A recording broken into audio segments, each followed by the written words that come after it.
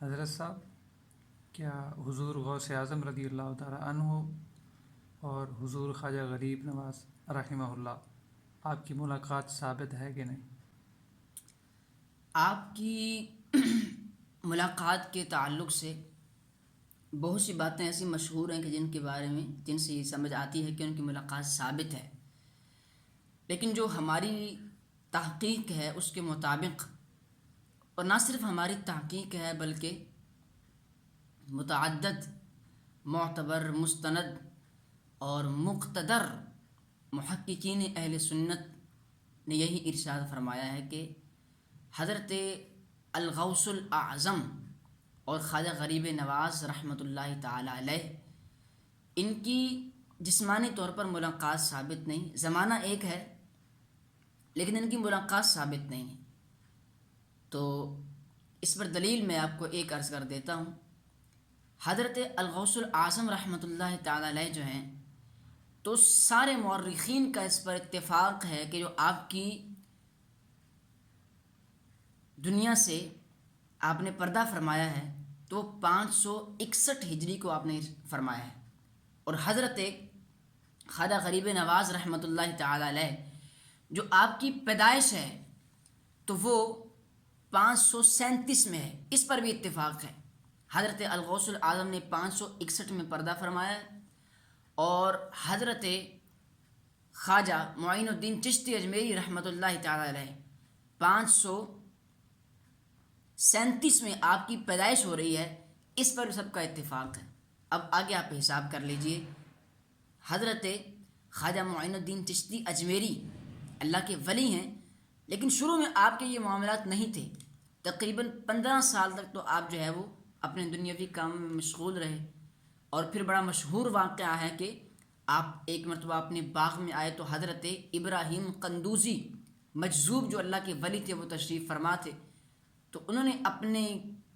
پاس سے کوئی کھانے کا لقمہ اٹھا کے ان کو دیا تو انہوں نے کھایا، تو ان کی دنیا تبدیل ہو گئی، اور تب سے پھر ان کی لائن چینج ہوئی۔ تو 15 سال تو ان کے وہ ہیں، پھر اس کے بعد وہ قصبہ ہارون کے اندر آ کر حضرت خواجہ عثمان ہرونی رحمۃ اللہ تعالی علیہ ان کے دستے حق پرست پر مرید ہو جاتے ہیں، اور 20 سال ادھر رہ کے مسلسل اپنے پیر کی خدمت کرتے ہیں۔ اب آپ اندازہ کر لیجئے کہ 15 سال تو آپ کے پہلے والے ہیں اور 20 سال یہ ہیں،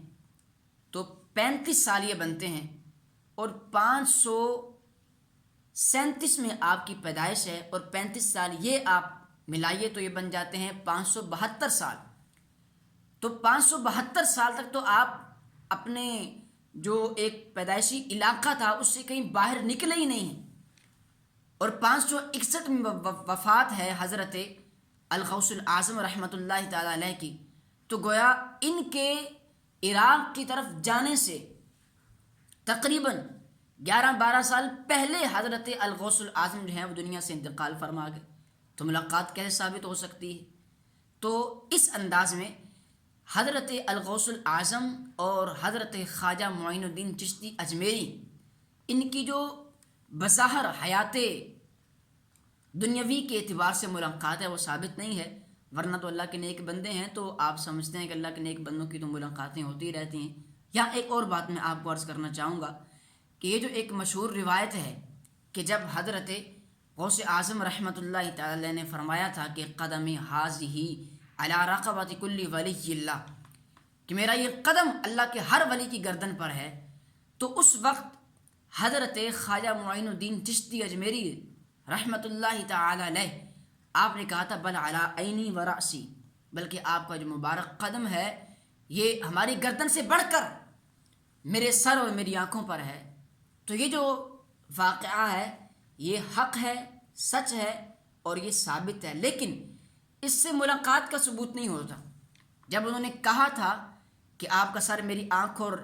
میرے سر پر ہے، تو اس وقت وہ بغداد میں نہیں تھے، کہیں اور تھے، تو اس لحاظ سے جسمانی ملاقات تو ثابت نہیں ہے، وگرنہ بزرگوں کی ملاقاتیں تو آپ کو پتہ ہے روحانی اعتبار سے ہوتی رہتی ہیں، جہاں چاہتے ہیں جاتے ہیں، لیکن جہاں تک کس کا بات ہے تو اس حوالے سے تحقیق یہی ہے، اور نہ صرف ہماری تحقیق یہ ہے بلکہ ماضی قریب کے ایک محقق حضرت قبلہ مفتی محمد شریف الحق امجدی رحمۃ اللہ تعالی علیہ اور دیگر محققین، ان کی بھی یہی تحقیق ہے کہ ملاقات جو ہے وہ ثابت نہیں ہے۔